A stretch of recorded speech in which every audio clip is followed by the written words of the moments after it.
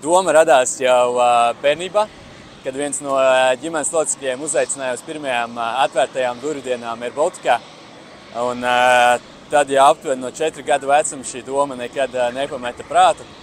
Un vēlāk bija iespēja ceļot sporta dēļ, un katru reizi kāpjot lidmašīnā, tad šī vēlme tur atrasties kļuva aizvien lielāka un lielāka.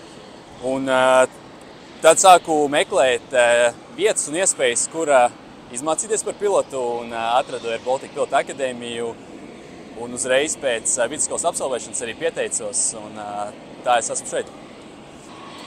Es uzskatu, ka viegli, iespējams, ka pat daudz vieglāk nekā ja būtu kāda pauze bijusi, jo tomēr tas ir uzreiz pēc eksāmeniem, un prāts joprojām ir svaigs un viegli tā domāšana, jo mēs uzreiz sākam ar diezgan daudz eksāmeniem pilota akadēmijā.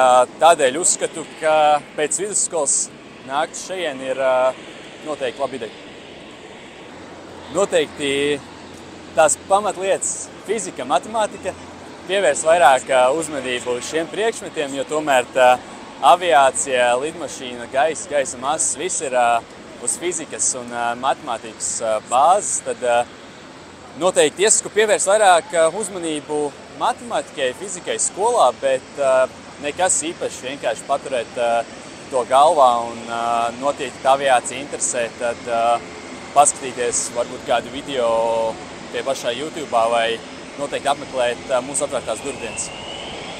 Es saku noteikti nebaidīties iesniegt dokumentus, un ja pat tev vēl nav atestāts, tad to var iesniegt arī pēc tam atlases procesa laikā. Tādēļ noteikti iesaku pirmais, ko darīt, atnākot mājās, aizsūtīt savu CV, un tad tālāk arī atlases process, ceru, notiks veiksmīgi. Tīri par sevi esi atvērts, pastāstīji, kādēļ tieši aviācija, jo es ticu, ka, ja ir tā doma iet par pilotu, tad tā motivācija ir kaut kur radusies, no kaut kurienes nākusi, un tad arī vienkārši pastāstīji, kā tad radās šī doma un kāpēc tieši tu būtu ideāls pilots.